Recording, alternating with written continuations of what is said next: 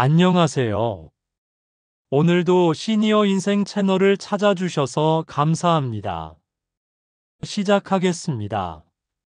저는 이정희, 올해 65세입니다.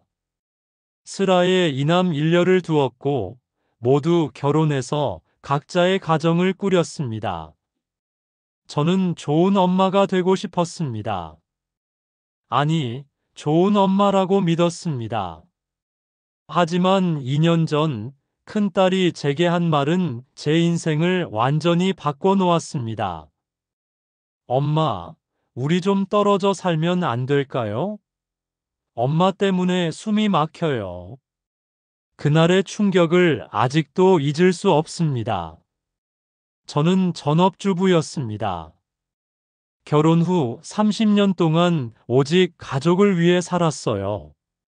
아침 6시에 일어나 아이들 도시락을 싸고 학교 보내고 집안일하고 저녁 준비하고 그게 제 일상이었습니다. 남편은 사업을 했고 바빴어요. 자연스럽게 육아와 가사는 모두 제 몫이 됐습니다.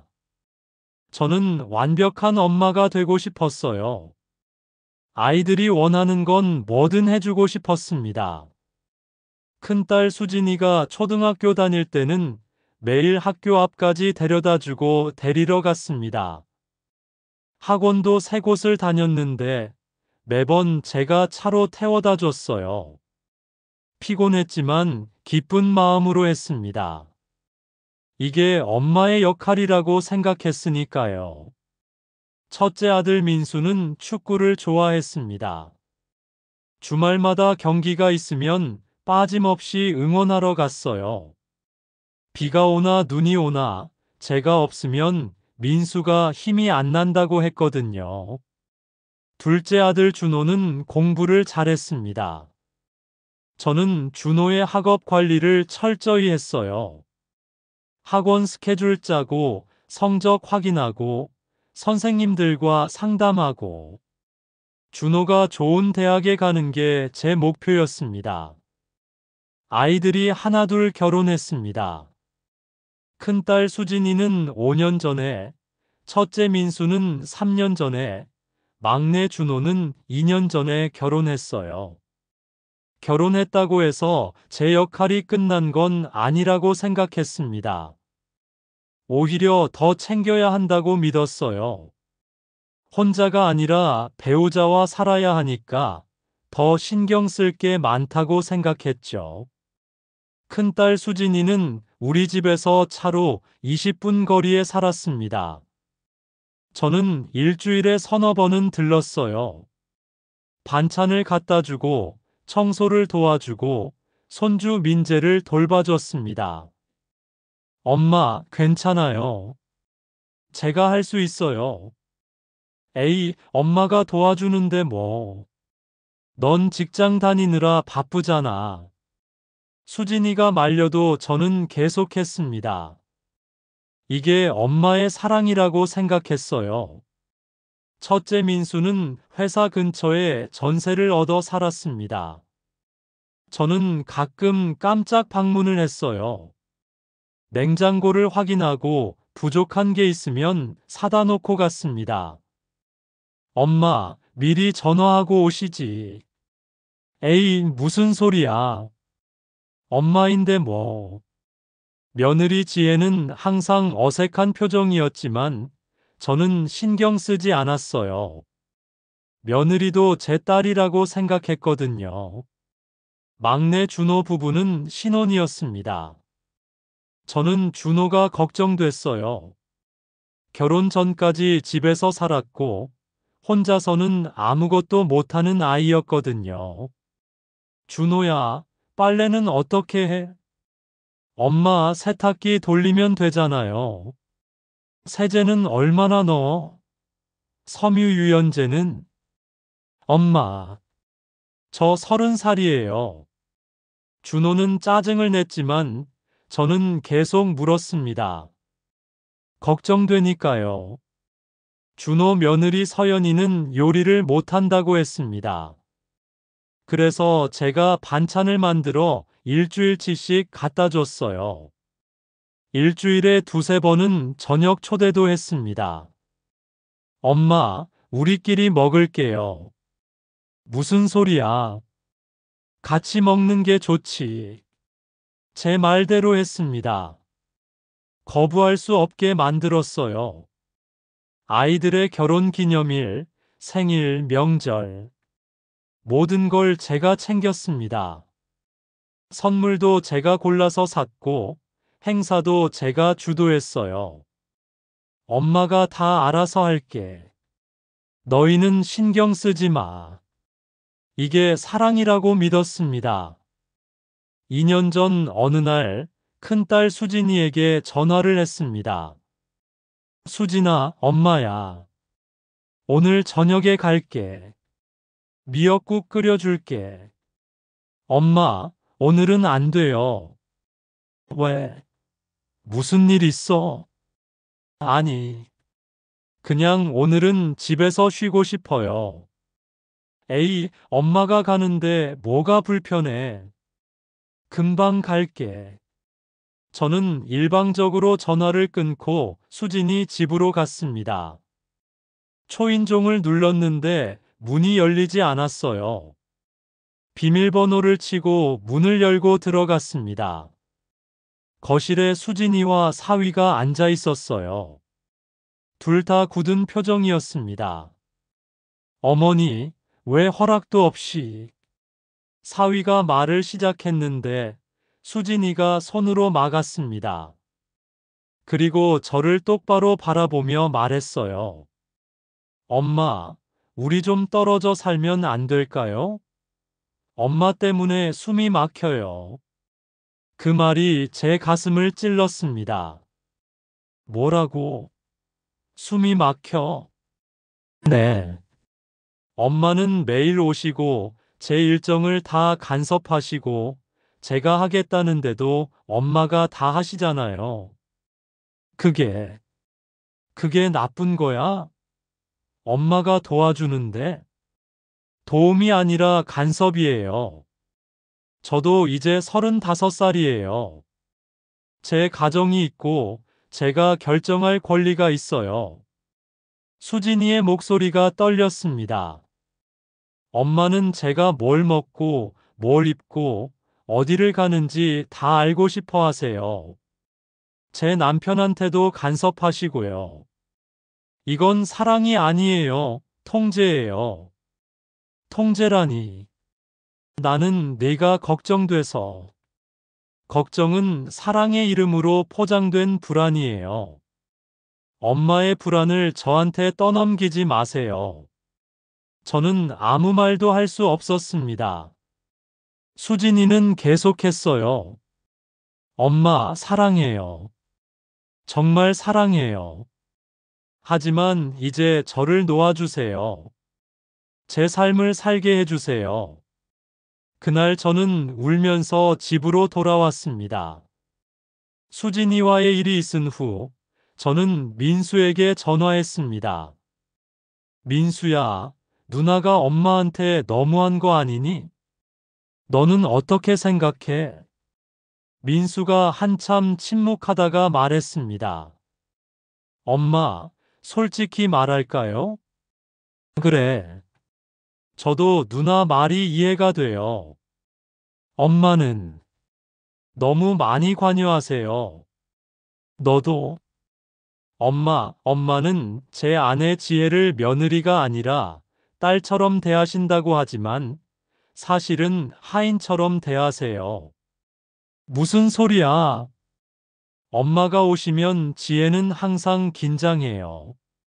뭘 해도 엄마 눈치를 봐야 하고, 엄마 방식대로 해야 하고. 지혜가 스트레스 많이 받아요. 민수의 말이 충격이었습니다.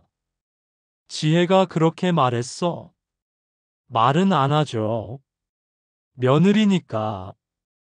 근데 저는 알아요. 엄마가 다녀가시면 지혜가 한숨을 쉬는 거. 전화를 끊고 나서 멍하니 앉아 있었습니다. 그때 막내 준호에게서 문자가 왔어요. 엄마, 누나한테 들었어요. 누나 말이 맞아요. 엄마는 우리를 너무 통제하세요. 저도 서연이도 힘들어요. 죄송하지만 당분간 거리를 두고 싶어요. 세 자녀 모두에게 거부당했습니다.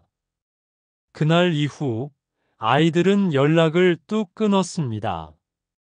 제가 전화하면 짧게 대답하고 끊었고, 집에 가겠다고 하면 안 된다고 했어요. 저는 집에서 멍하니 시간을 보냈습니다. 매일 하던 일들이 갑자기 사라졌어요. 수진이 집에 반찬 갖다 주기, 민수네 집 청소하기, 준호네 저녁 초대하기. 이 모든 게 사라졌습니다. 남편에게 하소연했습니다. 여보, 애들이 날 버렸어. 내가 뭘 잘못한 거야? 남편은 한숨을 쉬며 말했습니다. 당신, 진짜 모르는 거요? 뭘? 당신은 애들한테 너무 집착했어. 내가 봐도 그랬어. 집착? 난 사랑한 거야. 사랑과 집착은 달라요.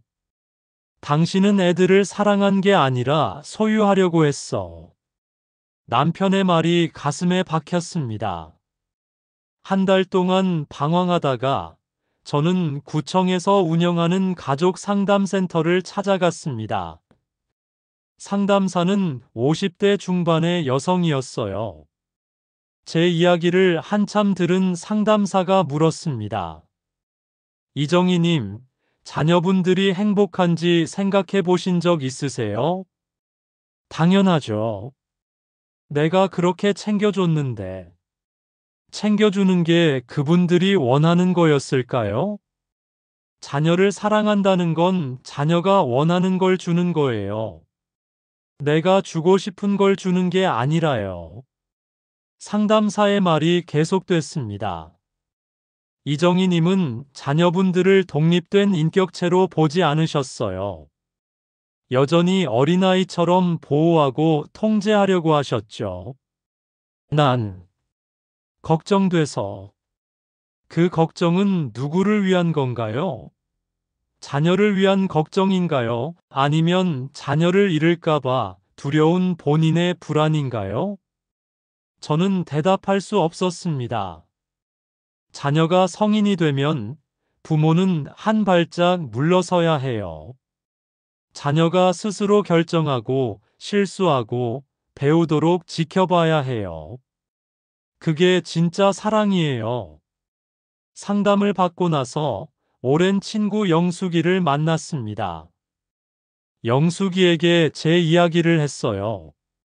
영숙아, 나 요즘 애들한테 완전히 거부당했어. 영숙이는 고개를 끄덕였습니다. 정희야, 솔직히 말할게. 정희야, 넌 내 인생이 없었어. 오직 애들만 있었지. 그게 문제야. 집으로 돌아와서 곰곰이 생각했습니다. 곰곰이 생각한 끝에 저는 세 자녀에게 편지를 쓰기로 했습니다. 문자나 전화가 아니라 손편지로요. 큰딸 수진이에게. 수진아, 엄마야. 그동안 미안했어. 엄마는 너를 사랑한다고 생각했는데 사실은 너를 통제하려고 했구나. 내가 숨이 막힌다고 했을 때 엄마는 정말 충격이었어. 엄마는 네가 어린아이인 줄 알았어. 아직도 엄마가 챙겨줘야 하는 아이. 하지만 넌 35살 어른이고 한 아이의 엄마고 훌륭한 직장인이야. 엄마가 너를 믿지 못했어. 내가 스스로 잘할 수 있다는 걸 인정하지 않았어. 그건 엄마의 불안 때문이었어. 너를 통제해야 안심이 됐던 거야. 이제 엄마가 변할게. 내 인생은 내 거야. 엄마는 한 발짝 물러설게. 내가 필요할 때 곁에 있는 엄마가 될게. 사랑해, 수진아. 항상 사랑했어. 앞으로는 제대로 된 사랑을 줄게. 엄마가 상담사의 조언대로 저는 제 인생을 살기로 했습니다. 자식들이 아닌 나를 위한 시간을요. 가장 먼저 한 일은 평생교육원에 등록한 거였습니다. 요가 수업을 신청했어요. 젊었을 때부터 하고 싶었지만 애들 키우느라 못했던 거예요. 첫 수업에 갔을 때 몸이 너무 뻣뻣했습니다. 제대로 된 동작 하나 못했어요. 하지만 선생님이 말했습니다. 괜찮아요. 천천히 하세요. 남과 비교하지 말고 어제의 나와 비교하세요. 그 말이 위로가 됐습니다. 편지를 보낸 지 2주 후 큰딸 수진이에게서 전화가 왔습니다. 엄마, 수진아, 편지 잘 받았어요. 읽고 많이 울었어요. 엄마, 감사해요. 그리고 미안해요. 제가 너무 심하게 말했죠? 아니야. 내 말이 맞았어. 엄마가 잘못했어.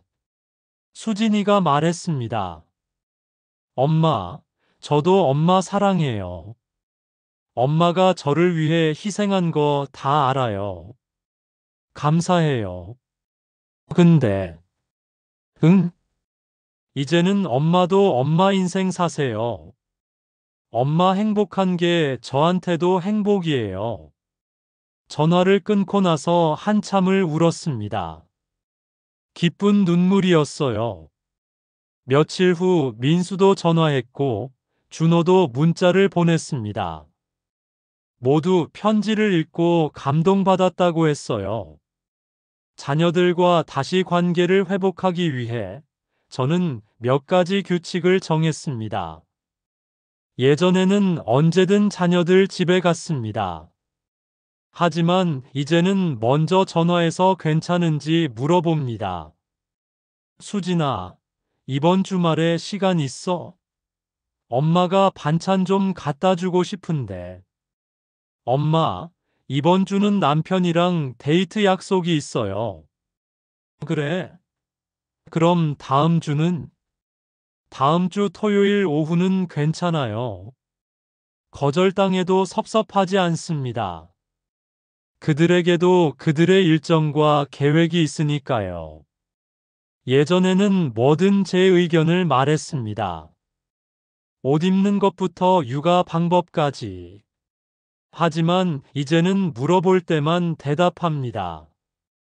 준호 며느리 서연이가 물었습니다. 어머니, 이유식 언제부터 시작하면 좋을까요? 의사 선생님은 뭐래? 6개월부터 시작하래요. 그럼 그렇게 하면 되지. 어머니 생각은 어떠세요? 엄마한테 가장 좋은 선생님은 아기야. 아기를 잘 관찰하면 답이 보일 거야. 제 방식을 강요하지 않습니다. 그들이 스스로 결정하도록 돕습니다. 예전에는 하루에도 몇 번씩 전화했습니다. 밥 먹었는지, 뭐 하는지 확인하려고. 하지만 이제는 일주일에 한 번, 정해진 시간에만 전화합니다. 매주 일요일 저녁 8시. 그 시간에 각 자녀에게 전화해서 안부를 묻습니다. 통화는 10분 이내로 짧게 합니다. 민수야, 잘 지내니? 네, 엄마. 잘 지내요. 좋은 일 있었어? 이번 주에 프로젝트 마쳤어요. 잘했네. 자랑스러워. 엄마도 잘 지내세요. 사랑해요. 짧지만 따뜻한 대화입니다. 가장 힘들었던 결정은 자녀들 집 열쇠를 돌려주는 거였습니다. 그 열쇠는 제게 안전장치 같은 거였거든요. 언제든 들어갈 수 있다는.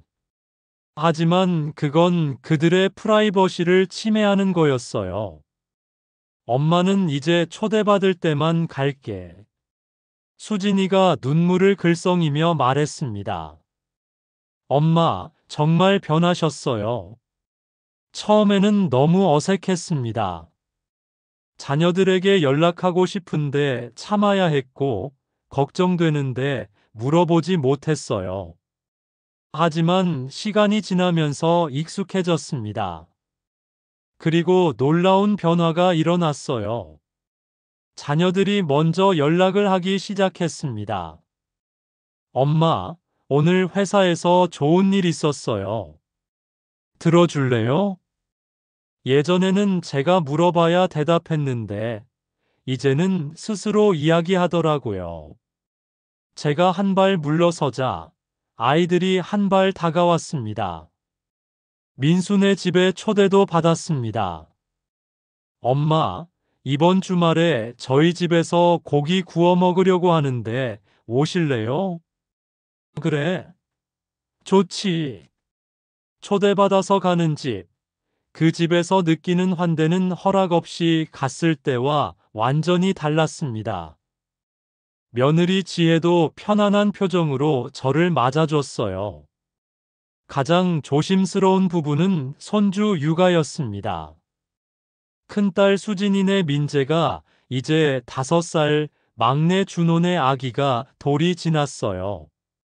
예전에 저였다면 매일 가서 돌봐주겠다고 했을 겁니다. 하지만 이제는 달랐어요. 제 경험을 강요하지 않습니다. 그들도 부모이고 그들의 방식이 있으니까요. 자녀들에게 쏟던 시간과 에너지를 이제는 저 자신에게 쏟았습니다.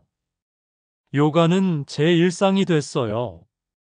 일주일에 3번, 아침 10시 수업에 빠지지 않고 갑니다.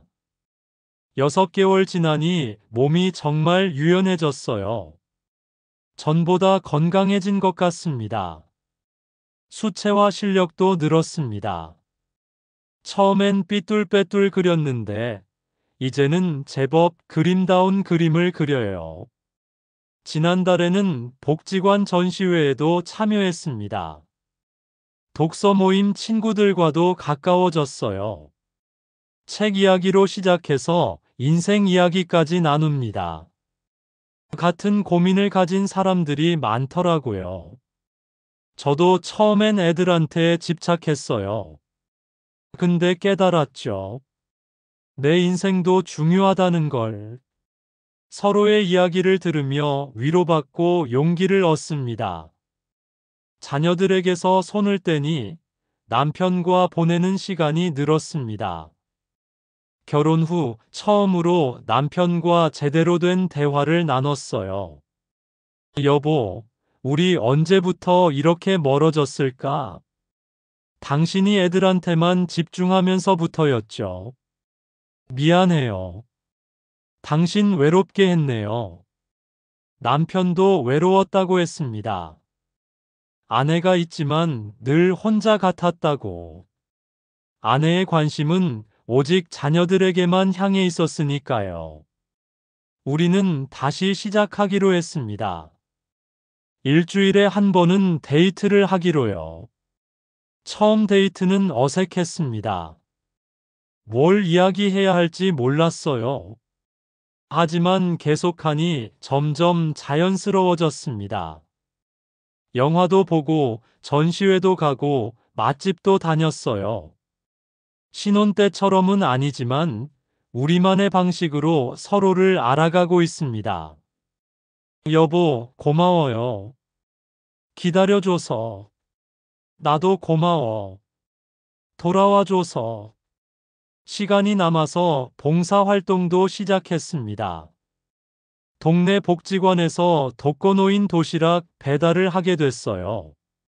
매주 수요일 혼자 사시는 어르신들께 도시락을 배달합니다. 처음에는 단순히 시간 때우기 위해 시작했는데 하다 보니 보람을 느꼈어요. 배달하는 어르신 중 한 분은 85세 할머니인데 자녀가 4명이나 있지만 모두 외국에 산다고 하더라고요. 아이고, 고맙습니다. 며칠 동안 사람 얼굴 못 봤는데. 할머니, 자녀분들은 연락하세요? 한 달에 한 번 전화 오지. 바쁜가 봐. 할머니의 외로움이 느껴졌습니다. 문득 깨달았어요. 자녀가 있어도 외로울 수 있구나. 자녀가 곁에 있는 게 중요한 게 아니라 건강한 관계가 중요하구나. 남편과 제주도 여행을 갔습니다. 결혼 후 처음으로 둘이서만 가는 여행이었어요. 예전 같았으면 자녀들 걱정에 못 갔을 겁니다. 애들은 괜찮을까? 손주들은 누가 봐주지 하면서요. 하지만 이제는 달랐습니다. 애들한테 우리 여행 간다고 했어요? 응. 다들 좋아하더라고. 엄마 아빠 둘이 다녀오래. 제주도에서 3박 4일을 보냈습니다. 렌터카를 빌려서 섬 곳곳을 돌아다녔어요. 해변을 걸으며 손을 잡았고 맛있는 음식을 먹으며 이야기를 나눴습니다. 여보, 우리 이제부터 1년에 2번씩 여행 가요. 좋지. 다음엔 어디 갈까? 일본? 남편이 좋아하는 온천도 가고. 여행에서 돌아오니 자녀들이 전화했습니다. 엄마, 여행 어떠셨어요? 너무 좋았어. 사진 보내줄게. 엄마 표정이 정말 밝아 보여요. 자주 다녀오세요. 자녀들이 제 행복을 진심으로 기뻐하더라고요. 규칙을 정하고 1년이 지났습니다. 자녀들과의 관계는 완전히 달라졌어요. 이제 우리는 서로를 존중합니다. 저는 그들의 선택을 믿고 그들은 제 삶을 응원해 줍니다. 수진이가 말했습니다. 엄마, 요즘 정말 달라 보여요. 예뻐지신 것 같아요. 그래? 네. 뭔가 활기차고 행복해 보여요. 예전에는 항상 걱정 가득한 얼굴이셨는데. 민수도 비슷한 말을 했어요. 엄마가 변하시니까 저희도 더 편해요. 엄마 만나는 게 즐거워요. 준호는 이렇게 말했습니다. 엄마, 감사해요. 저희를 놓아주셔서. 덕분에 저희가 더 성장할 수 있었어요. 자녀들을 놓아주니 오히려 더 가까워졌습니다. 역설적이지만 진실이었어요. 가장 큰 변화는 명절이었습니다. 예전에는 제가 모든 걸 준비했어요. 음식도 제가 다 만들고, 상차림도 제가 하고, 설거지도 제가 했습니다. 자녀들이 도와준다고 해도 거절했어요. 엄마가 할게, 너희는 쉬어 하면서. 사실은 제 방식대로 하고 싶어서였죠. 하지만 올해 추석은 달랐습니다. 미리 가족 회의를 했어요. 올해 추석은 어떻게 할까? 엄마가 다 준비하시면 힘드실 텐데. 그럼 각자 한 가지씩 맡을까? 엄마는 전만 부칠게. 수진이는 나물을, 민수 며느리는 잡채를, 준호 며느리는 과일을 준비하기로 했습니다. 각자 자기 집에서 만들어 와서 함께 차렸어요. 명절 아침 다 같이 모여 음식을 나눠 먹었습니다. 예전처럼 제가 혼자 부엌에서 바쁘게 움직이지 않았어요. 함께 준비하고, 함께 먹고, 함께 설거지했습니다.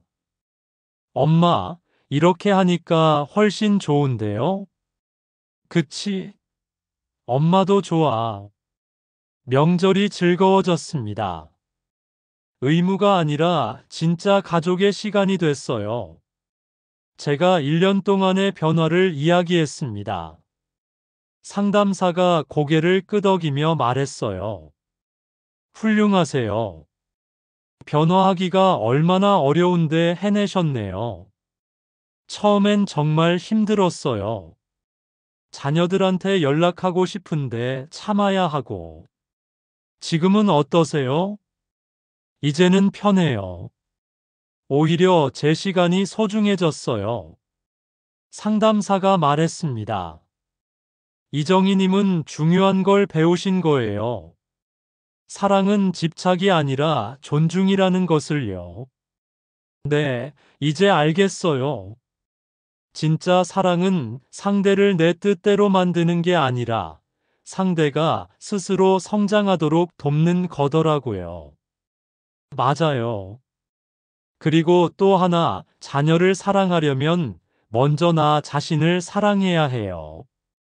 내가 행복해야 자녀에게도 건강한 사랑을 줄 수 있어요. 상담사의 말이 가슴 깊이 와닿았습니다. 더 이상 누구의 엄마가 아니라 이정희로 살아갑니다. 그게 진짜 좋은 엄마가 되는 길이더라고요. 오늘 영상의 따뜻한 조언과 많은 사연 댓글로 남겨주시고 구독과 좋아요 눌러주세요. 영상 제작에 큰 도움이 됩니다.